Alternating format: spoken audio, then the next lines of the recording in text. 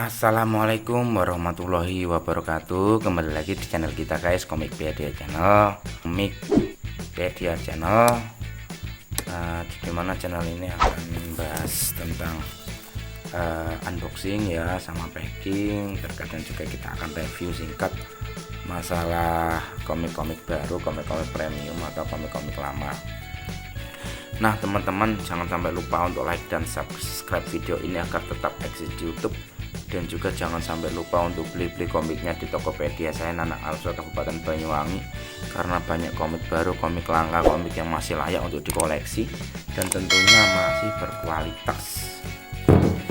Nah teman-teman, hari ini di malam ini kita akan sedikit mereview ya, atau membacakan atau summary singkat ya soal dua komik ya, My Hero Academia sama Sakamoto Days. Nah nanti saya akan membacakan summary per babnya, per chapternya, mulai dari chapter 1 sampai di akhir dari volume 2. Nah seperti apa nanti ya teman-teman simak juga. Nanti kalau teman-teman tertarik ya bisa di like dan subscribe untuk video ini dan juga channel ini. Yang pertama teman-teman, kita ada Sakamoto Days ya.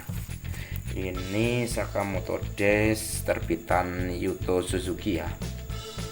Nah jadi ini komik baru ya teman-teman ya. Ini koreksi saya ya kalau salah ya, kemungkinan terbit antara 2022-2023. Nanti saya cek dulu. Nah untuk summary volumenya saya akan bacakan untuk volume 1 dulu ya. Yang ini ya covernya seperti ini ya untuk volume 1. Taro Sakamoto adalah pria tambun yang mengelola toko di kota kecil. Identitas aslinya adalah mantan pembunuh bayaran legendaris yang ditakuti sekaligus dikagumi oleh semua penjahat. Bagaimana hari-hari Sakamoto dalam melindungi keluarga dan kesehariannya dari serangan bahaya. Nah ini ya seru ya teman-teman ya. Nah untuk chapter 1 akan saya mulai sebagai berikut. Sakamoto Days chapter 1 volume 1 yang berjudul The Legendary Hitman. Dua anak laki-laki sedang berjalan bermain di trotoar di luar toko Sakamoto, menyodok dengan tongkat apa yang tampak seperti kotoran saat seorang pria berjubah bayangan perlahan mendekat. Sakamoto yang sedang duduk di dalam toko sambil menyeruput mie instan. Sebuah kilas balik dimulai, menggambarkan bagaimana Sakamoto dulu diangkat sebagai pembunuh bayaran terhebat sepanjang masa. Sakamoto yang lebih muda dan kurus ditampilkan melawan sekelompok besar pria di sebuah gedung, berhasil membunuh mereka semua dengan mudah dan bahkan memenggal salah satu pria dengan pisaunya. Chapter 2, Sakamoto Family Rules. Shin bergabung dengan toko serba ada keluarga, dan Aoi Sakamoto bertanya pada Sakamoto apakah dia kembali melakukan pembunuhan, dan jika dia melanggar peraturan keluarga maka itu berarti DIVORCE, divorce. Shin bertanya pada Sakamoto apa aturan keluarga. Aoi masuk ke dalam bus jogging dan kemudian Sakamoto dan Shin datang untuk menyelamatkan hari itu. Tetapi Sakamoto mengenakan topeng babi yang dia curi dari seorang anak kecil. Sakamoto akhirnya menghentikan busnya dengan tanda berhenti, tetapi bagian depan busnya hancur total. Chapter 3 yang berjudul Officer Nakase and the Mysterious Hero. Di sebuah pameran, Shin berpartisipasi dalam permainan menembak, namun akhirnya hilang. Tak percaya, dia memeriksa apakah pistolnya macet atau ada yang salah dengannya.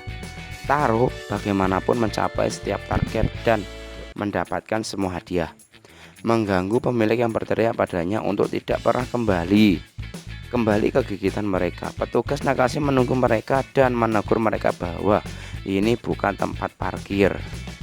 Shin melihat brosur tentang mereka ketika mereka menyelamatkan warga dalam membacakan bus. Tapi Nakashi kesal dan pahlawan bertopeng itu karena dia menggunakan kekerasan, dan dia bermaksud untuk menangkapnya jika dia melihatnya. Chapter 4, China Invasion. Taro dan Shin mengunjungi Pacinan Nikita. Shin bertanya mengapa mereka datang ke sini untuk membeli stok di toko, dan Taro mengungkapnya karena roti babi yang dibatasi hingga 50 per pelanggan. Mereka mendapat cukup, tapi tiba-tiba seorang gadis, Lu Xiaotang, jatuh dari atas dan menghancurkan roti yang dimiliki Taro. Dia dikejar oleh dua pria yang berhasil mengejarnya. Lu bersiap untuk melawan mereka, tapi orang ketiga muncul di belakangnya dan menangkapnya. Salah satu pria mendekat untuk membunuhnya, tapi Taro menggunakan penjepit mematahkan pisau pria itu, dan Shin mengeluarkan pria yang memegang Lu. Orang terakhir melakukan pistol, tapi Lu menggunakan Taichi dan dengan cepat mengalahkannya.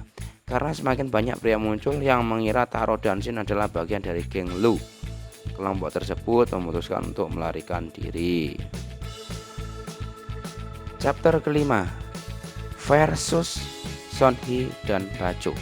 Taro menabrak Bacho, menyebabkan atapnya pecah dan mereka terjatuh ke lantai terakhir gedung. Sonhee menyuruh Lu memberinya kunci dan dia akan memberinya kematian yang indah. Tapi Lu lebih memilih kematian daripada memberinya kunci. Sonhee baik-baik saja dengan itu dan menyatakan bahwa orang tuanya mengatakan hal yang sama dan meninggal dengan mengenaskan. Tidak berkelas karena mereka lebih mementingkan suatu barang daripada nyawa mereka. Lu marah, tapi Taro menghentikannya dan Shin menyuruhnya untuk tidak tertipu umpan murahan. Chapter ke-6, Nagumo. Lu tiba untuk bekerja, tapi Shin berteriak padanya karena terlambat 2 jam. Lu tidak menganggap itu masalah dan melihat cara dia berpakaian. Shin menduga dia belum pernah punya pekerjaan sebelumnya. Lu menyangkalnya, menyatakan bahwa dia membantu ayahnya mengubur beberapa tas besar. Shin meminta Taro memecatnya, tapi Taro menjelaskan bahwa itu bukan hal yang baik dan mereka harus melakukan tugas pagi mereka. Shin melakukan pembersihan di luar ruangan dan Lu menyelesaikan penyetokan kembali rotinya. Melihat Taro berbicara sebanyak itu mengejutkan Shin dan Lu, terutama Shin yang berkomentar bahwa bisanya pemikiran Taro pun singkat. Taro menganggap komentar itu tidak sopan karena dia bukan hanya segumpal daging tapi manusia. Chapter nomor 7, Welcome to Sugar Park. Keluarga Sakamoto berada di taman hiburan. Fakta bahwa baru-baru ini mencari terus melekat di benak Taro Sakamoto. Sementara istri dan putrinya tidak menyadari adanya bahaya yang mungkin terjadi. Di sisi lain, Shin dan Lu Xiaotang juga datang ke taman hiburan bersama keluarga Sakamoto untuk melindungi mereka, agar mereka bisa menikmati hari yang indah tanpa gangguan. Yang membuat Lu heran, Shin menegaskan bahwa saat ini keadaan di sekitar mereka aman. Terungkap bahwa kekuatan Shin dapat menjangkau orang-orang yang berjarak hingga 20 meter darinya dan membaca pikiran mereka. Orang yang siap membunuh biasanya emosinya sedang tinggi.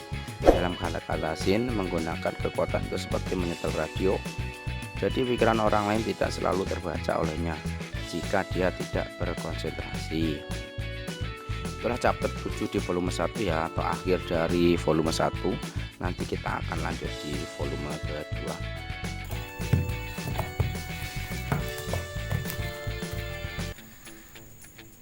Volume 2 ya, ini seperti ini ya, volume 2 ya covernya. Terus oh iya, saya lupa untuk masalah harganya baru 45.000 di Tokped saya ya, sekitar 40 ribuan. Nah teman-teman, untuk volume 2 saya akan bacakan yang untuk sinopsis volumenya ya.